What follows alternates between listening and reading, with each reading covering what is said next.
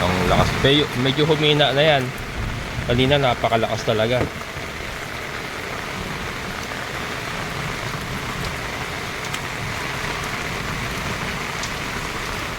Usayin natin yung ating mga manok. Apaw na yung ano pala. Grabe oh. Apaw yung ating fish pan mga kabukals. Apaw.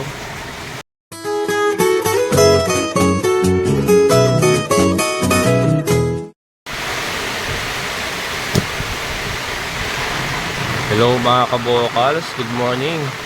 Isang napakaulan na ulan. Isang napakaulan na umaga mga kabukals. Pati aming munting tahanan mga kabukals, medyo ano na. Para tumatagos yung tubig sa ano ba to? Sa pawid. Ito basa na ito. Oh, basa na. Dito siguro dumaan yan. May tulo eh oh. May tulo dito sa gitna yata ng gagaling. Pati mga itlog okay naman, hindi naman nababasa. Dito wala. Dito kasi ang ano, dito ang tama ng ng tubig, kaya ano, nagigising ko lang. Ngayon yung ating ano, yung kisame ay okay naman. Pakalakas ng ulan mga kabukals oh. Wala si partner eh. Buti na lang wala si partner nando sa kanila kasi nagpapacheck up. Kaya kami dalawa lang ni mama dito. Yeah, ikot tayo mga kabukals.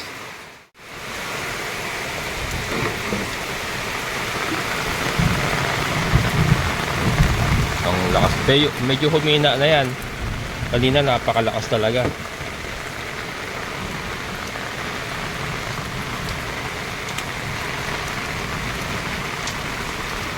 Usayin natin yung ating mga manok. Apaw na yung ano pala. Grabe oh. Apaw yung ating fish pan mga kabukals. Apaw.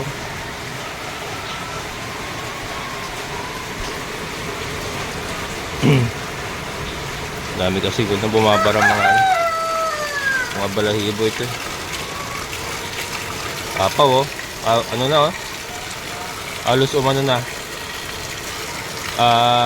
Lumagpas na sa labi. Nagigising ko lang kasi mga kabukals na ipoy alas 7 pasado. Sarap patulog eh. Mabara kasi mga balahibo. Ayan. Lumagos na.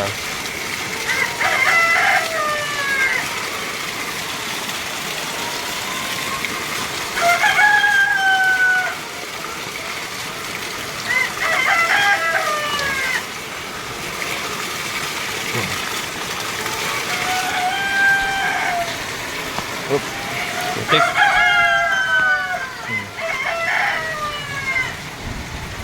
Kaya hugas muna ako kamay. Okay. Hugas muna kamay, tapos ikot tayo. And check natin kung nababasa yung mga manok natin. Oh, okay ka ba dyan? Ayan yung ating mga aso, okay naman. Yung dalawa nakakulong. Ayan. Ating mga papaya, sana wag masira. May mga bunga na ito. Ayan. Basa ba kayo? Are you rich?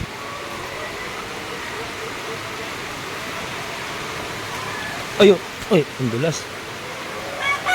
Mga dulas, mga kabukals. Nako. Nako. Nawabot pala ang anggi rito. Umabot ang anggi. Basa ba kayo? Basa? Hindi kinaya nung panangga natin ah. Pero ang ano, tinatamaan naman ito na sa baba. Yung sa taas okay naman yan. Lalagyan ko dito kasi ng ano eh, ng ano ba to? Sunshade.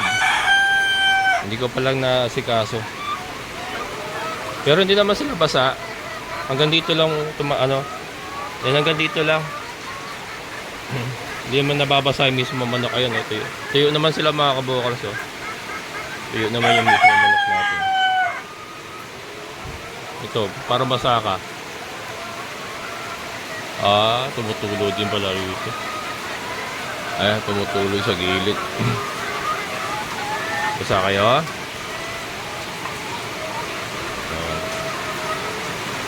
Dito hindi naman. Tuyo naman yung itutlog nito. Okay naman sila. Yung kisame nila para medyo basa, May tulo kasi yan eh. Medyo nababasa itong part na ito. May tulo kasi yan.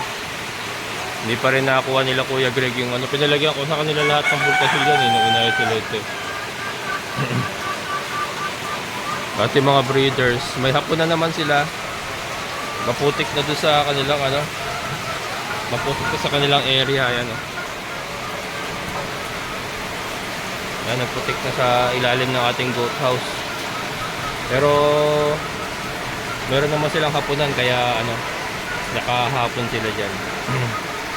Pero yung nilalakaran nila, puro tubig na rin. Pumasok na tubig oh. Hanggang doon sa ilalim ng goat house. Rumagasa na, rumagasa. Ayan. Lumina na yan. Kanina napakalakas. Napakalakas kanina pag ano. Hindi ko alam pa noong oras nagsimula. Mga alas 6 siguro yun. Gising ako alas 7 pasado eh. Pag gising ko ano na eh. Rumagasa na yung ulan eh. Ayan. Muntik pa umapaw itong ating fish pan ah. Muntik pa umapaw. Ang ating mga breeders okay naman. Yung bubong ng ating tubo okay naman. Yun lang siguro sa sobrang lakas. Sa sobrang lakas, tumatagos na yung tubig. Namamasa na yung pati yung sa ilalim niya. Pero intact pa naman siya. Saka hindi naman masyadong malakas ang hangin mga kabukals. Talagang ulan, ang lakas.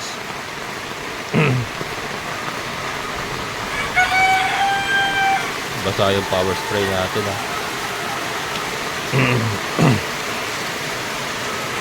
Ating chopper okay naman. Medyo basa din. Ito yung ating chopping area nga na bago kasi ginamit na natin yung kulungan para sa ating mga bake. Naku, basa si Kanor. Tumutulo kasi. Tumutulo na dito sa gilid. Kanor! Bale, ano naman yun? Matibay naman yun. Ating mga bake. Ayan. Natulo din ah. Puro tulo din yung ating ano. Ayan oh. Puro tulo din. Ito yung ating mga madilim, sorry. Madilim pala. Oo, kita nyo. Napakadilim kasi mga kabukal. Ayan o, ano na naman o. May birada na naman o.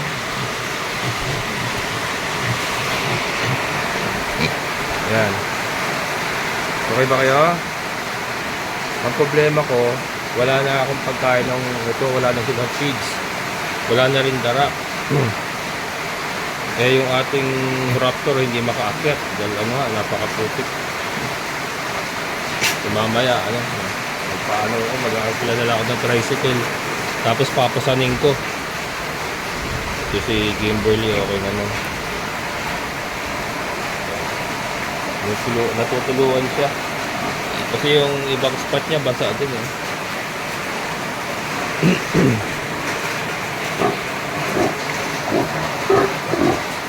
Ito si Tricia, medyo maganda ang pwesto nito. Hindi siya nababasa. Medyo walang tulo dito sa kanyang pwesto.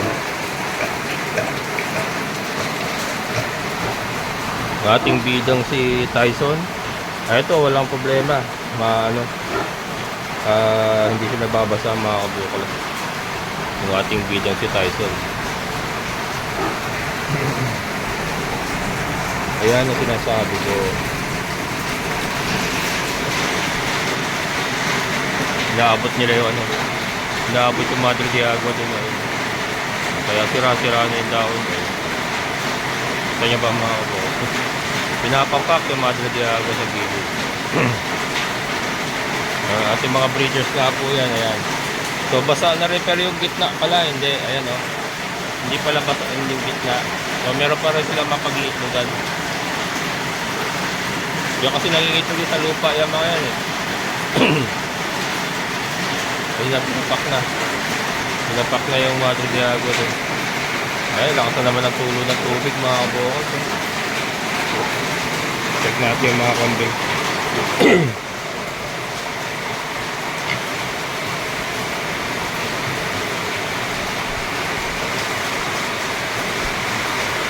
Buti na lang meron tayong maayos na goat house para sa ating mga kambing.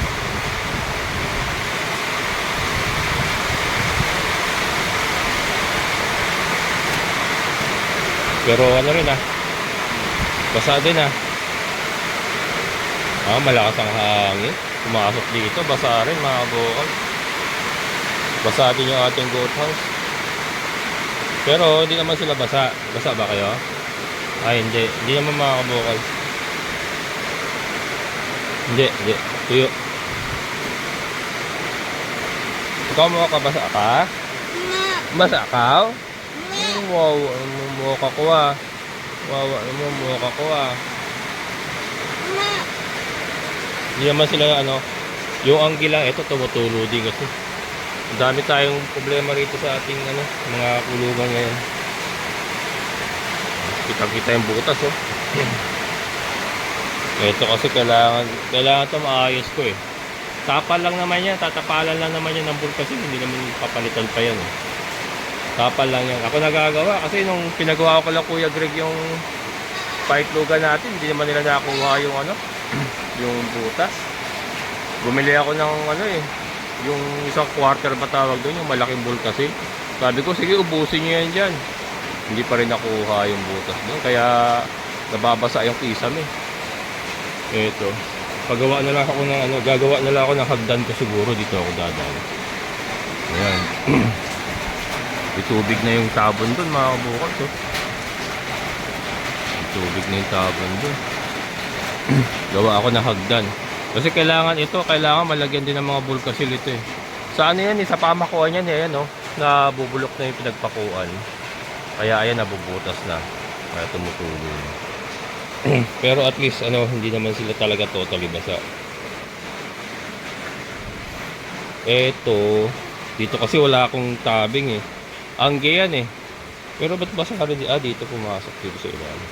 Malakas ang hangin pala siguro kagabi. Ayan. Si Dagul, Brad! Kasi Dagul hindi naman nabasa. Hindi nababasa yung kanyang area.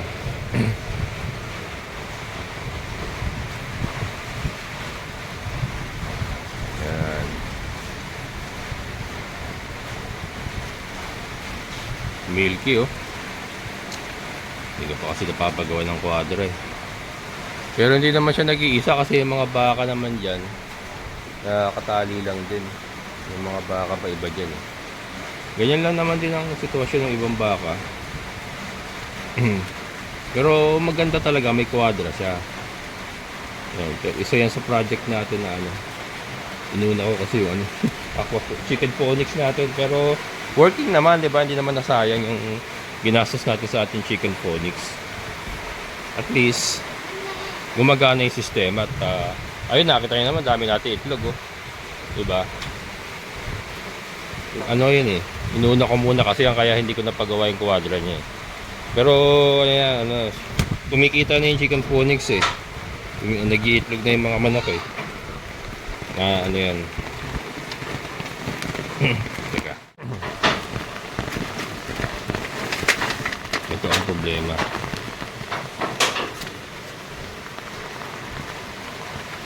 Wala lang yata si Dagulo. Nasira na naman yung ano, tabing na yero makapal. Pinakamakapal na yero yung nakita ko yun. Yun ang pinantabing ko. Yan si Milky. Makapal na naman yung damo rito. Kasi parang isang linggo mahigit ko na hindi napapawalan dito. Going 2 weeks na yung ating mga ano. Ito bumigay na yung bakod ni Sir Jun. Pinalihan ko nala alambre. Ayan sir. Kailangang mag-reinforce dito. Ano yan yung pinaka-base niya nabulok na ba? Ayan, bulok din yan. Yan tatlo na yan ang nabulok. Kaya ito, tinalian ko na lang muna ng alambre para hawakan, hindi siya. Ano lang naman yan, madali lang naman yan. Popostihan ko lang uli sa tabi yan Tatabihan ko lang ng poste yan para tapos tatali ko dyan sa existing na poste. Para hawakan siya. Milky! Basa ang bebe ko. Basa ikaw bebe ko. Ano? Sanay naman yan mga kabukals. Pero yun nga, pagka nakaano tayo, susunod na project ko naman next tag-ulan promise. Next tag-ulan promise ko sa'yo, hindi ka na ganyan. May kwadra ka na. Pangako yan. Yan. Pangako yan Milky. Next tag-ulan talaga. Ayan. Next tag-ulan sikapin ko na talaga na Pero ito, kahit itong itong kasi hanggang pa naman ito. Pero sabi kasi El Nino Sabi by September daw baka mabawasan na yung mga ulan. Pero sikapin kung itong issue ang i-prioritize ko ngayon yung yung kanyang quadra. Yung ating mga kangkong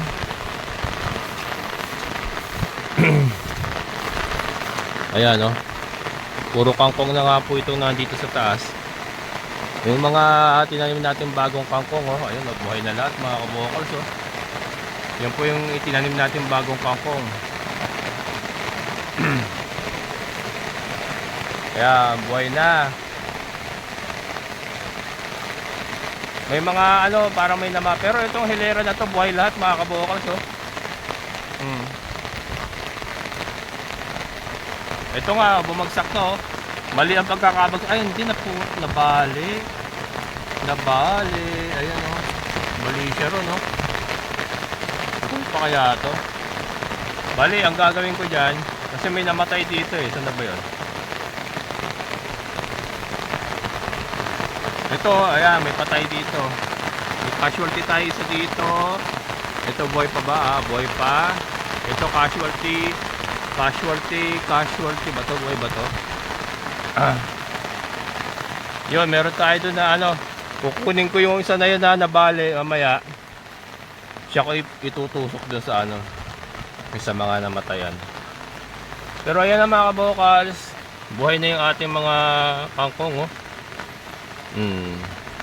Kaya lang parang mali yung direksyon Dapat doon sila sa kabila sa may net. Dapat to kayo bumagsak. Ang problema pala pagka masyado siyang na-bend.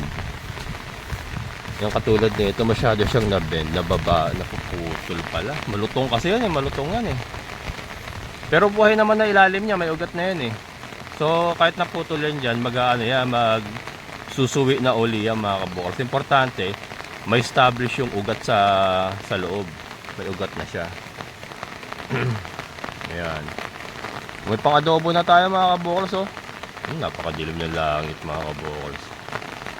Napakadilim ng langit.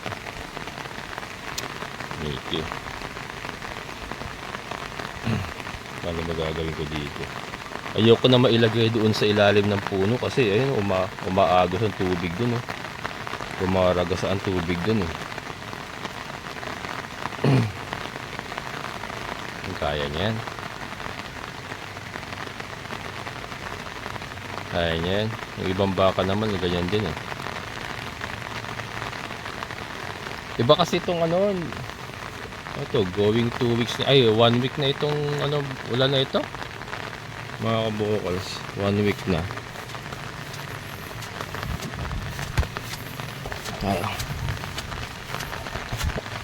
tingnan natin ang daan dito. umaapaw na.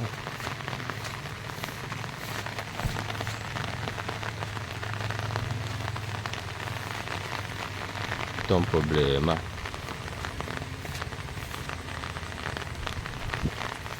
Parang bubusan naman ang ulan ah. Pero ito maganda't ano, pagka umaraw na uli na matindi na maganda-ganda, may lalabas uli natin mga kambing. Marami silang makakain. May mga baging na dyan eh. Ayun yung sinasabi ko mga kabukals, umapaw na. Tabon, ano yan eh, yung makalabas, hindi ako nakabota eh. Pag lumabas ako dyan, lulubog ako eh. Nagsunod na ako, pero ayan. Dito kasi may damo kaya madali maglakad. Ayan mga kabukals oh. Tabon kasi yan, yung pinabak ko yan ng mga magsasaka dito. Punduhan talaga ng tubig. Medyo malalim din yan, gabewang siguro.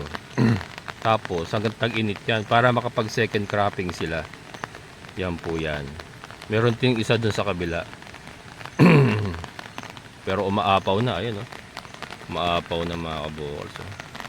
Sobrang dami talagang tubig na bumabagsak. Yun, Ate Gemma, yung bahay ni Kuya Marshall oh. Mistula ng goat, mistula ng ano ba tawag doon? Ghost house. Ayan.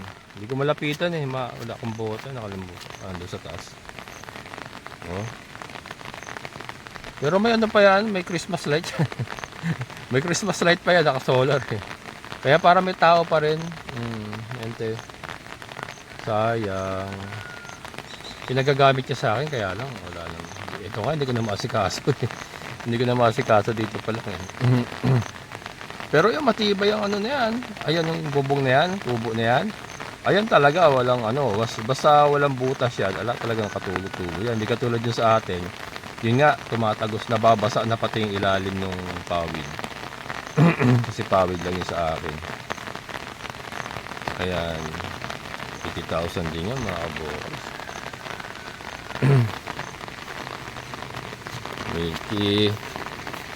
Milky.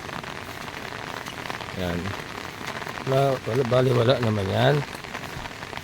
Kaya ni Milky yan. Malaki na siya.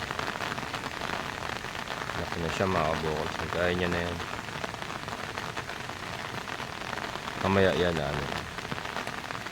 hindi siya makakain kasi lang, napakalakas kasi talaga. Sayang hindi ko nakakuha ng lahat. Pero ayan, padilim na naman oh. Padilim na naman. Ito pag nawala yung mga kambing kasi natin dito, ito hindi ko na rin kakayanin to eh. Kaya tinin pa nga eh. Hindi ko kinakayang linisan eh. Kaya yung mga Madre de Agua natin doon na overrun na naman ng mga damo. Ito kasi nami-maintain ito. Kasi sa mga kambing, napapawalan dito yung mga kambing. Ayun, nawala na sa linyado talaga yung bakod eh. Nawala na sa linyada mga kabukals. Kita nyo pa. Nawala na sa linyada. Kasi nga bumigay na yung pinaka-base niya. Taka ako bumigay pa yan. Eh, napakagulang ng kawayan na ginamit namin yan. Milky! Mamaya lilipat ko sa maraming damo. Yan ka lang muna ha. Yan. Ako si Andrew dun kung ano. Tabi niya yung palayan eh. Hindi naman siguro bumabaha yung palayan na yan dun. Palayan tatapabling. Yan. Yung ating sitwasyon ngayon dito, napakaulan. Ma'am Glo, ayan. Pasensya na Ma'am Glo. Kasi ano yan, inalok niya ako na ano, yung babayaran niya ba yung labor ko? Pinapalinisan yung yung loto niya. Kaya lang talaga. Sorry ma'am, hindi na kaya ng powers ko eh. Hindi na kaya ng aking katawan lupa. Pasensya na po. Kasi ngayon kay Sergio nga, hindi ko pa maasikaso sa babae. So kay Ate Ninfa, hindi ko pa rin maasikaso. Dito pala kasi ubos na oras ko. Saka syempre, ano lang naman tayo. We are only humans. We get tired. Napapagod din. Ayan. Yung ano na yon, engineer yun eh. Ayun yung may ayun sa kabila, yung may blong bubong. Weekend, every weekend nandito yan. Sila mag-asawa. Kaya lang ngayon wala. Siyempre babagyo. Wala sila ngayon. Ayan mga kabokals, yan pong ating sitwasyon dito ngayon. Kagigising ko lang, hindi pa ako nagkakape. Si mama andun, hindi pa naghihilamos. Hindi ko pa napapalitan dahil. Pero sabi ko, teka lang, pagbablog muna ako. Ayan, mahirap talaga. Ayun, kumakatok-katok na to. Nakaupo lang dun. Ano na, basa na yung diaper. Palitan ko muna mga kabokals. Kasi nga gusto ko makita yung ano, kaya lang hindi ko na inabot masyado yung lakas sa ulan pena. Grabe kayo na, parang ano. Pati yung anak ko na nasa San Jose del Monte nag-message sa akin. Kinakamusta ako kasi nga malakas din ang ulan dun. Sabi ko nga yung ano, medyo basa na yung kubo. Ayan. Hindi ko pa pala na message yung bunso ko naman na nasa Quezon City. Yung anak ko na nasa San Jose del Monte, okay naman sila doon kasi yung bahay naman namin doon maayos. At saka yung subdivision namin sa San Jose del Monte, mataas na lugar yun, hindi binabahayan. Yung anak ko lang sa Quezon City. Pero okay lang naman kasi nandun naman yung kamag-anak ng mother side niya. Doon sila lahat, ang angkan nila. Doon sila nakatira. Isang ano sila doon, isang pulutong sila doon na magkakamag-anak. So hindi naman ako masyadong nag-aalala. Yung anak ko lang sa San Jose del Monte kasi sila lang mag-asawa doon. Although ano naman, ibiniling ko naman sa mga kapitbahay ko na kung may problema sa kanila lalapit na paki-assist lang. Ayan mga kabokals, morning vlog. At ako'y asikasuhin ko muna si Mother. Ay kumakatok na, hindi pa nagmumumog. Hindi pa naghihilamos. Ako nagmumog na ako, naghilamos na ako. Kasi nga kinuna muna natin ito. Pero yan, ito pong sitwasyon sa aming lugar ngayon sa San Rafael, Bulacan. Napakaulan. At mamaya magpapasan pa ako ng feeds. Ayan, at wala kang kakainin yung baboy ngayong umaga. Yung manok meron, yung baboy wala. Baka idarak ko na lang muna pati yung mga bake. Kasi ayoko kasi bumili ng per kilong hindi ako bumibili ng per kilong feeds ng baboy. Per sako ako mga kabokals. Kasi ayoko nung naka-expose na tapos ipapakain sa kanila. Gusto ko silyado siya, nakasako. So siguro kasi kung wala rin darak bibili pa ako ng darak, bibili ako feeds, 2 sako na yun, darak na lang muna. Tapos lalahokon ko ng Madre de Agua sa molasses, yun na lang muna kakainin nila. Sana naman umano na itong bagyo, hindi na bagyo ito low pressure na lang ito para makaahon na si Raptor, mabili na yung mga kailangan natin dito. Ayan, ating goat house. Malaki rin kasi ginastos sa goat house niya, kaya ako talaga nag-iisip mabuti kung give up ba yung mga kambing. Kailangan ko ng hagdan na mataas para mai-repair ko lahat ng mga kailangan i-repair dyan. Yun siguro yung pagagawa ko kay Kuya Greg na bakal na lang.